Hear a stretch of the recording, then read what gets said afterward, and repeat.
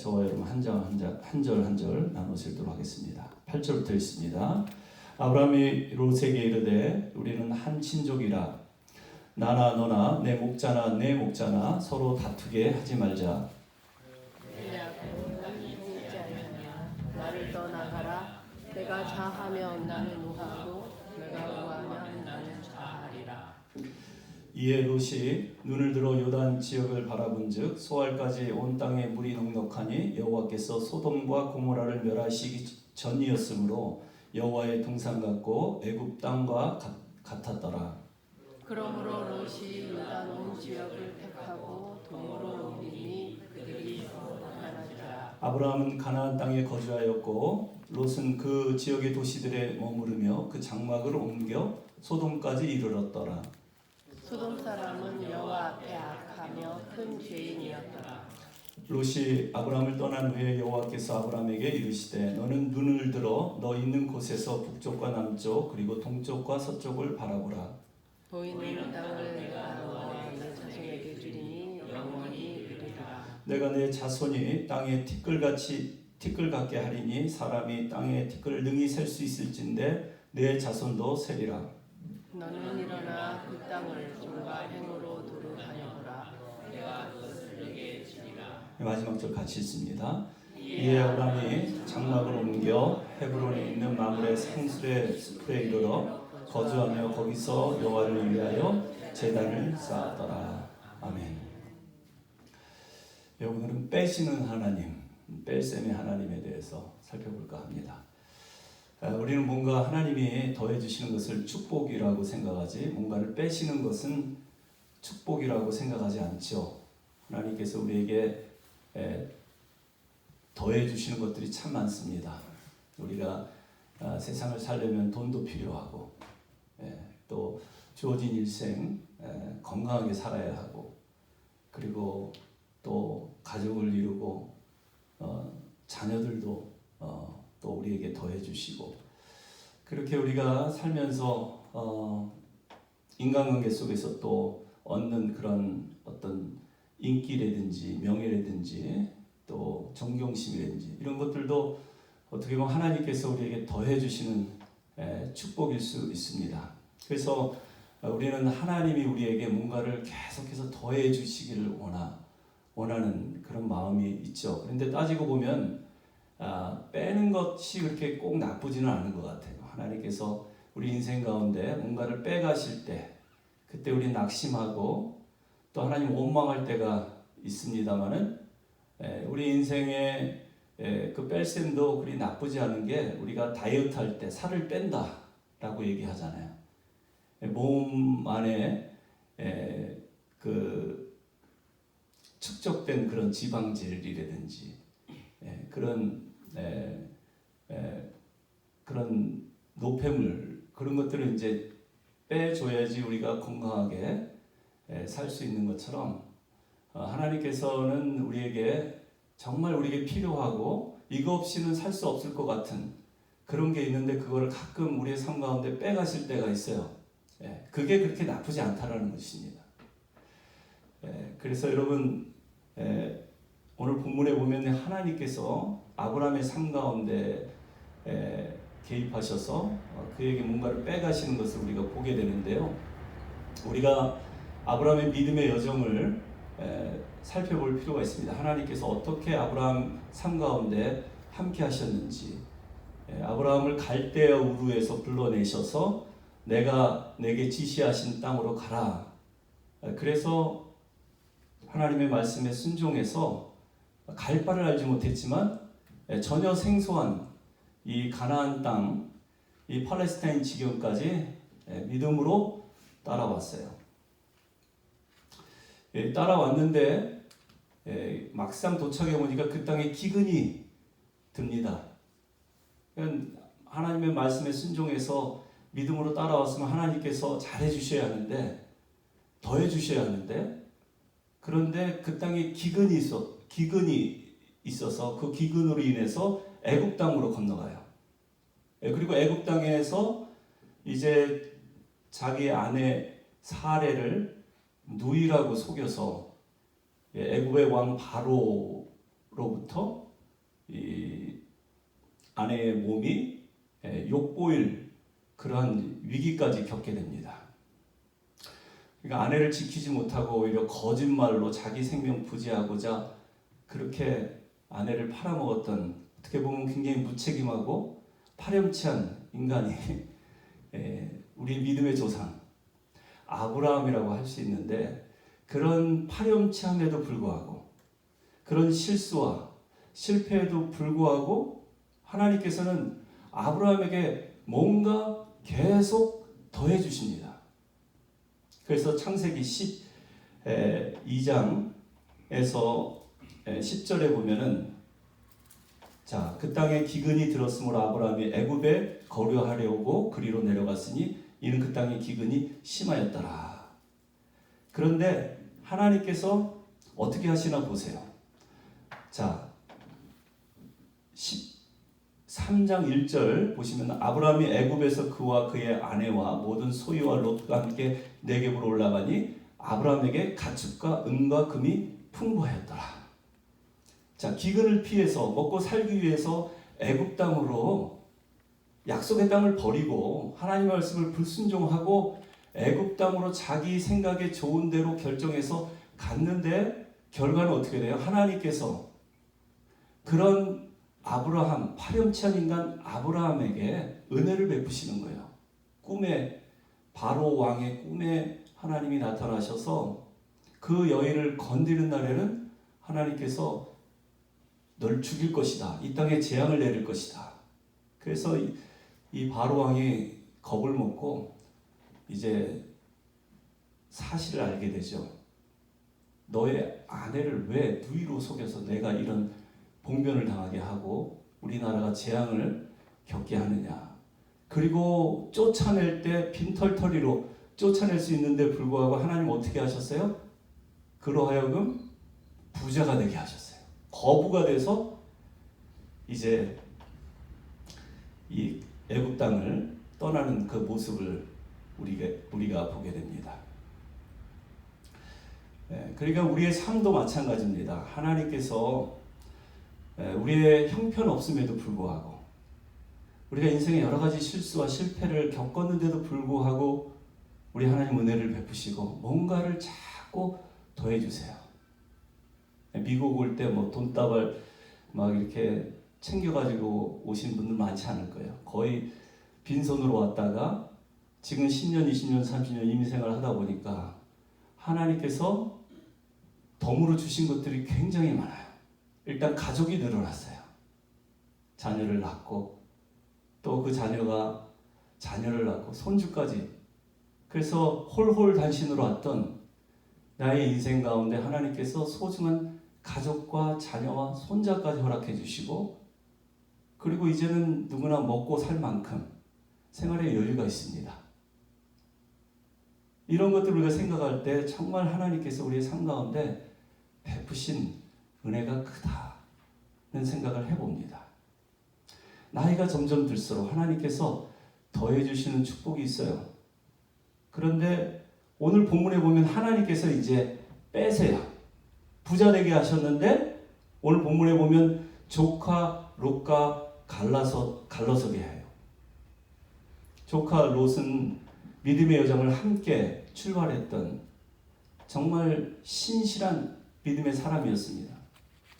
이때까지 아브라함은 자식이 없기 때문에, 아브라함이 자식을 얻은 것은 이 하갈의 아들 이스마엘을 얻은 게 86살이었었어요. 그리고 약속의 아들 이 누굽니까? 사라를 통해서 얻은 약속의 아들 이삭을 얻을 때는 99살, 100살에 얻었어요. 그런데 이 노인네가 하나님의 말씀에 순종해서 가나안 땅으로 올 때 이 롯도 함께 따라왔다라는 거예요. 삼촌 아브라함을 따라서. 그러니까 아브라함에게 있어서 롯은 어떤 존재입니까? 정말 소중한 존재예요.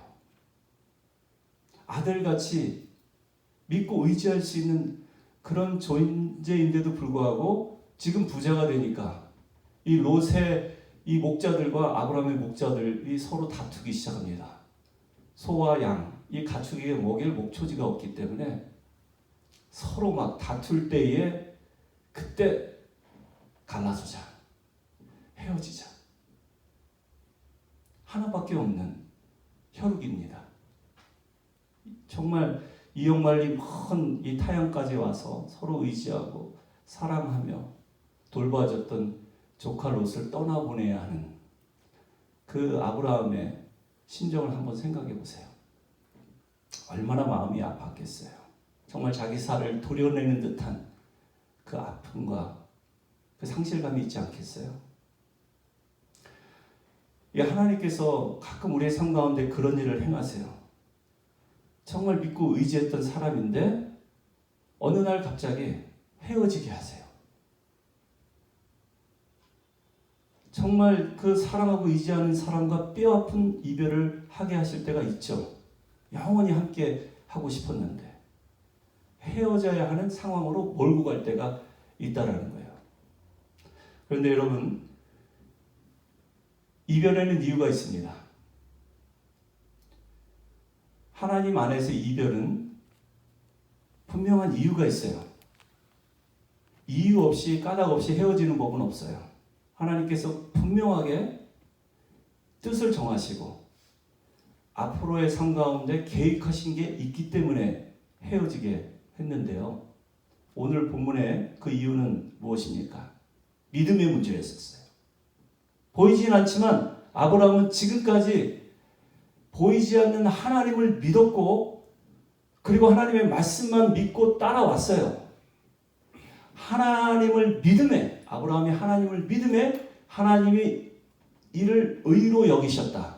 아브라함이 의인이 되고 하나님의 믿음의 사람이 된 것은 하나님께서 그렇게 의롭게 여겨주셨기 때문에 믿음의 사람이 된 것이지, 결코 아브라함이 믿음이 정말 있어서 정말 훌륭한 사람이라서 책임감 있는 사람이라서 우리가 보아왔듯이 아브라함은 형편없는 사람이잖아요.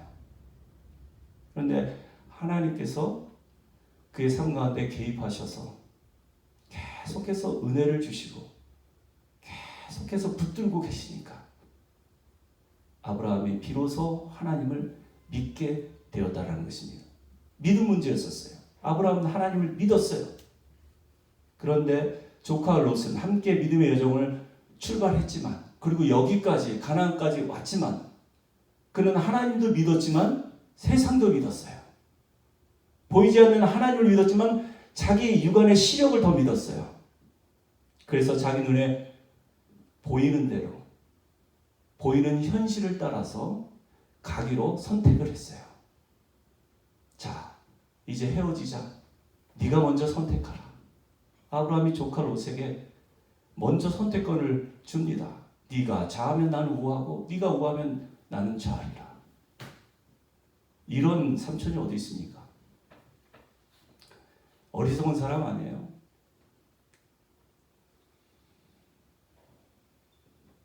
이 조카 롯이 선택한 땅이 어디입니까? 선택권이 주어졌을 때 그는 주저하지 않고 요단 동쪽을 바라봅니다. 요단 동쪽에 보니까 물이 많고 양과 소와 이 가축들을 먹일 만한 목초지도 풍부하고 가면 잘 살 것 같아요.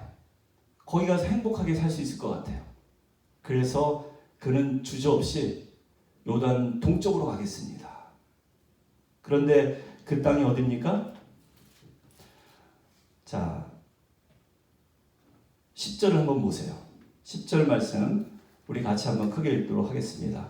이에 롯이 눈을 들어 요단 지역을 바라본즉 소알까지 온 땅에 물이 넉넉하니 여호와께서 소돔과 고모라를 멸하시기 전이었으므로 여호와의 동산 같고 애굽 땅과 같았더라. 그 땅이 어느 땅이래요? 소돔 땅인 거예요. 여러분, 우리 눈에 보기 좋은 땅이 세상적으로는 사람들이 많이 몰리는 땅입니다. 사람들이 다 가고 싶어하는 땅이에요. 거기서 도시를 세우고 문명을 발달시키고, 그래서 우리가 헤어짐을 면하자라고 바벨탑을 쌓기 시작합니다. 이 멸망당할 소돔 땅에 마치 자기 발로 호랑이 굴에 들어가는 것처럼 이 롯은 그 땅을 선택해서 갔어요. 여러분, 소돔 땅 좋은 땅입니다. 물이 많은 땅이고 비옥한 땅이에요. 그래서 사람들도 많이 모이지만 결국은 어떻게 됩니까? 결국은 그 땅이 하나님의 심판으로 말미암아 불과 유황으로 멸망당할 땅이라는 사실을 기억하시길 바랍니다. 그래서 여러분, 우리의 시력은 신뢰할 게 못돼요. 우리의 육안으로 보이는 세상이 믿을 만한 세상이 아니라는 것입니다. 믿음은 바라는 것들의 실상이요, 보지 못하는 것들의 증거다. 히브리서 기자는 믿음에 대해서 그렇게 정의를 해놨어요. 믿음은 바라는 것들의 실상이에요. 그리고 보이지 않는 것들의 증거다. 그러니까 바랄 수 없는 것을 바라는 게 믿음이고, 보이지 않는 것을 보는 것이 믿음이라는 거예요. 육안으로는 보이지는 않지만 영화를 열어서 보면 하나님의 역사심이 보여지고 하나님의 일하심이 보여진다라는 것이죠. 여러분, 그래서 여러분, 우리의 삶 가운데 하나님께서 뭔가를 빼실 때 기억하세요. 그때는 긴장하시고 믿음으로 반응하셔야 합니다.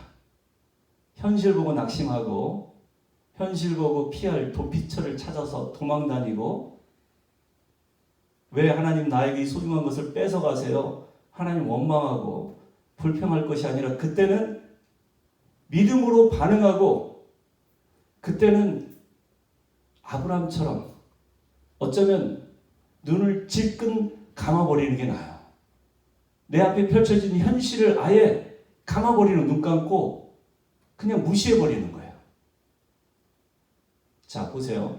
선택의 기로에 섰을 때 롯은 자기 눈을 들어서 요단 동쪽을 보고 그 땅이 보기 좋아서 물이 많아서 가면 잘 살 것 같아서 그 땅을 향해서 갔어요.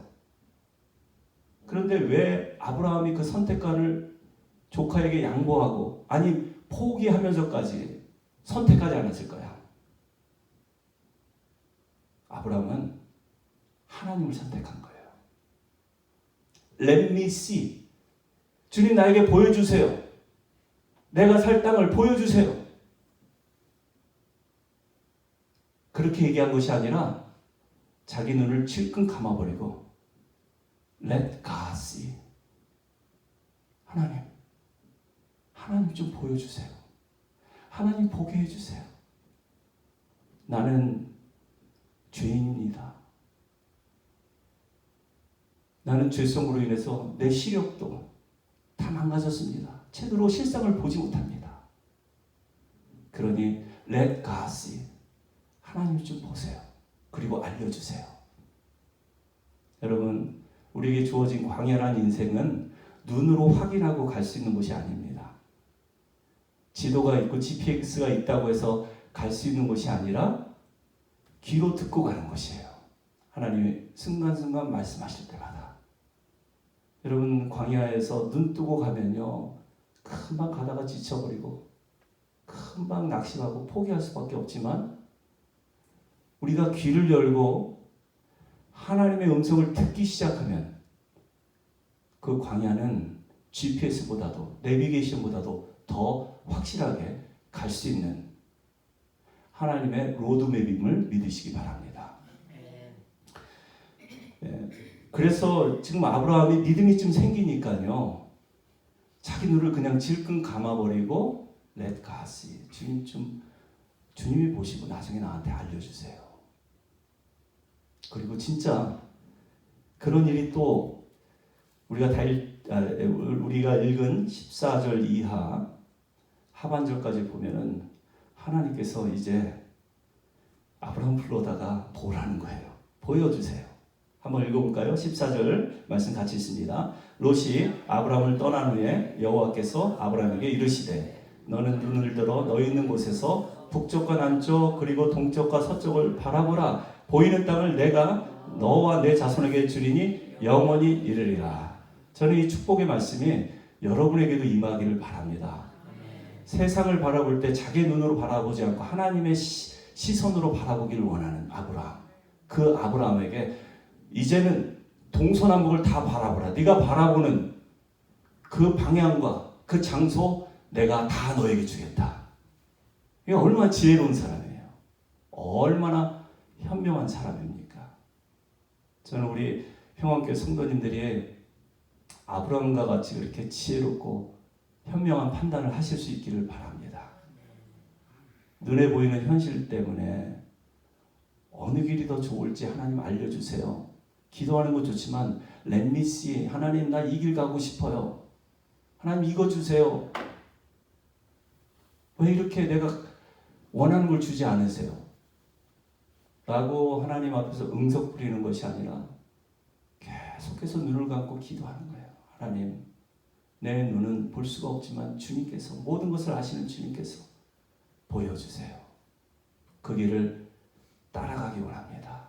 순종하며 가기 원합니다. 그래서 여러분 이 선택권을 양보하는 사람이 사실은 지혜로운 사람이에요. 그 사람이 믿음 있는 사람입니다.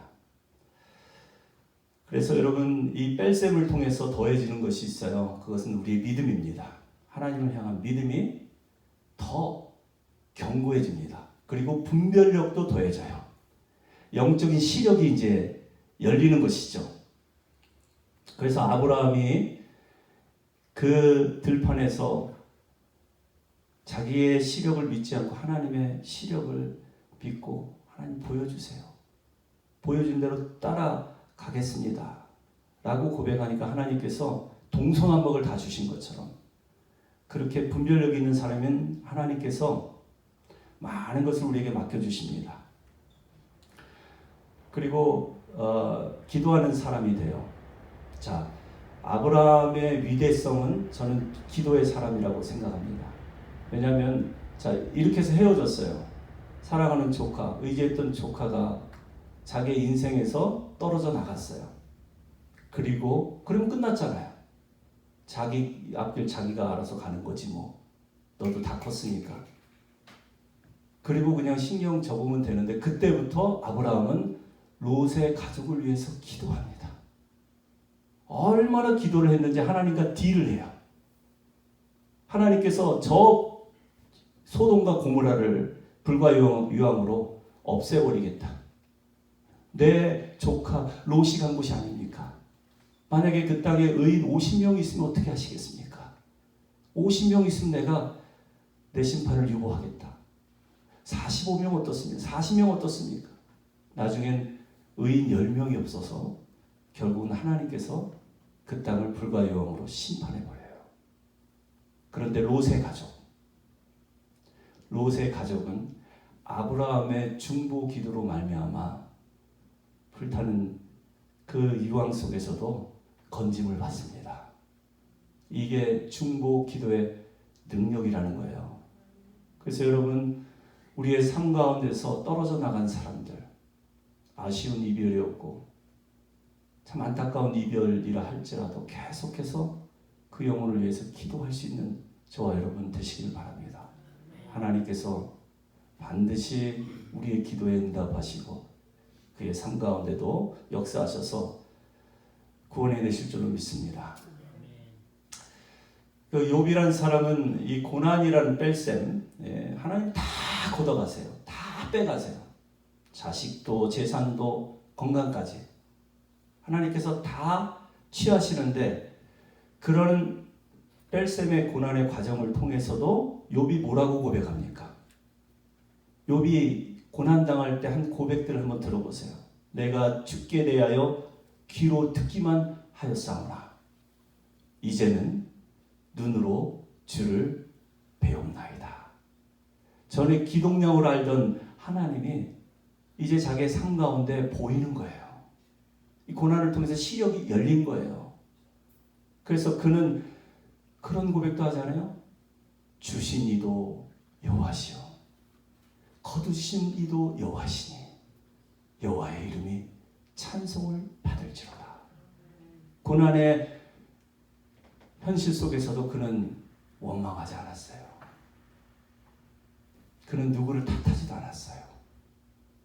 다만 뺄셈의 하나님께서 나에게 더해주신 은혜가 많지만 하나님께서 빼가실 때도 하나님 찬송받기에 합당하신 하나님이십니다. 그런 믿음의 고백을 올렸기에 나중에 하나님께서 얼마나 큰 은혜를 베풀어 주십니까? 이전에 누렸던 그 모든 축복보다도 갑절이나 욥기 맨 마지막 절에 보면 갑절의 축복을 더해 주시지 않습니까? 그래서 여러분, 우리 가운데 뭔가를 상실하고 또 하나님 빼가실 때 그때 우리는 여호와 하나님을 찬송할 수 있어야 돼요. 오히려 그때 여호와 하나님께 감사할 수 있어야 한다는 거예요. 1930년대 옐로우스톤 이 국립공원에 그 늑대가 하도 많이 출몰을 해가지고 사슴이니 뭐 엘크니 이런 초식 동물을 하도 잡아먹는 바람에 그래서 이제 그 포상금을 걸어놨대요. 누구든지 늑대 한 마리 잡는 사람한테는 $5를 주겠다. 그래서 포수들이 이제 그 지역에 몰려와서 이제 늑대들 잡기 시작하는데 나중에 시간이 지나서 늑대들이 다 사라졌어요. 근데 어떤 현상이 일어났냐면 이 옐로우스톤의 숲속에 사는 이 늑대들이 이제 출몰하지 않으니까 어떻게 돼요? 다른 초식 동물의 개체수가 늘기 시작한 거야. 그래서 뭐 풀이니 나무니 뭐 다 갉아먹고 다 뜯어먹어가지고 숲이 황폐하게 되었다라는 거예요. 말 그대로 옐로우스톤, 그냥 돌밖에 남지 않는 황폐한 그런 공원이 되었다라는 거예요. 그래서 1990년대 실제로 이 캐나다에 사는 와일드 야생 늑대들을 잡아다가 거기다 다시 이제 풀어놨는데 다시 생태계가 복원되고 그 개체수가 이제 줄어드는 바람에 그렇게 다시 회복이 되었다는 그런 이야기를 들었습니다. 사도 바울도 육체의 가시라고 여겨지는 그것이 안질인지 간질병인지는 모르겠지만 사역하는데 굉장히 아프고 불편해서 그가 이것을 빼달라고 제거해달라고 하나님께 3번 기도했어요. 3번 간절히 기도했는데 하나님의 음성은 어떻습니까? 내 은혜가 내게 족하도다. My grace is sufficient for you.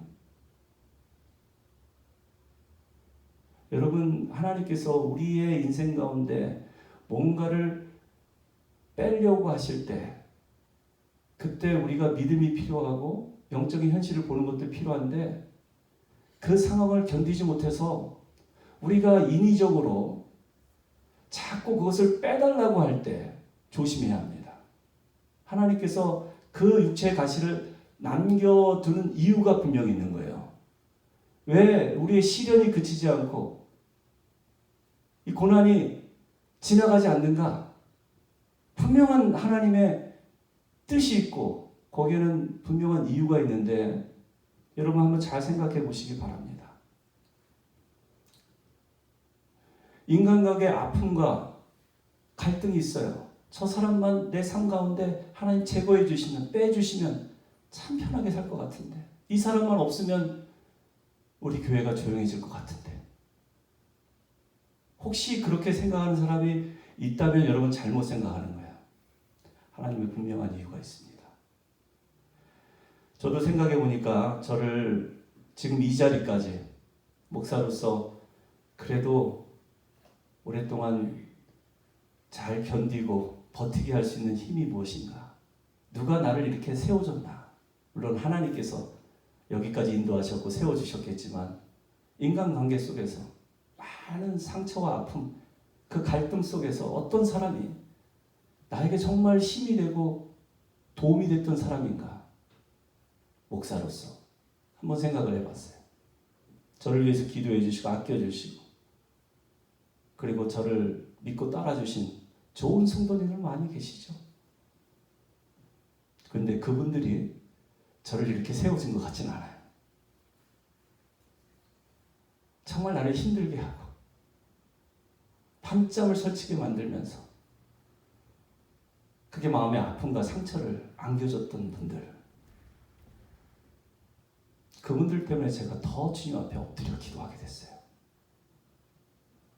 주일날 예배 준비하면서 정말 치열한 영적인 싸움을 하면서, 제가 설교할 때 어떤 분은 45도 각도에서 안 듣겠다고 이러고 있고 화장실 들락날락 하시면서, 그래서 제가 정말 며칠 밤새서 쓴 이 원고 가지고 내가 설교를 해야 되나, 회의감이 느끼고 순간순간 내가 저 사람들 앞에서 설교를 해야 되나 하는 그런 생각들도 들 때가 있었지만, 그래도 그분들을 통해서 하나님께서 더 저를 낮춰주시고 더 기도하게 하시고, 정말 하나님 은혜 없이는 이 목회를 못하는 거구나 깨닫게 해주셔서 오늘 이 자리까지 오게 된 줄로 믿습니다.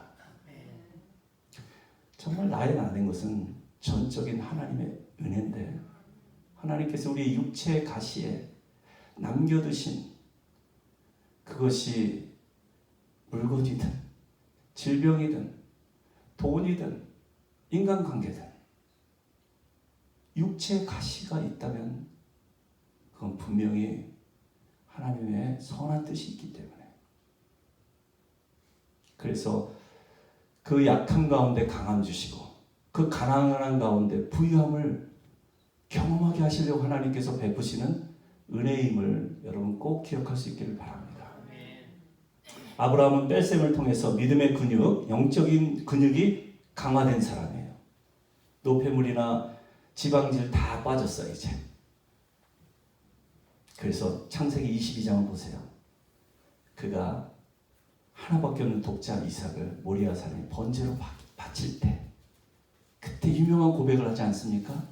아버지, 나무도 여기 있고 불도 여기 있는데 제단에 바칠 어린 양은 어디 있습니까? 라고 아들 이삭이 물어봤을 때 뭐라고 대답합니까? 그때 유명한 고백을 해요. 여호와 이레.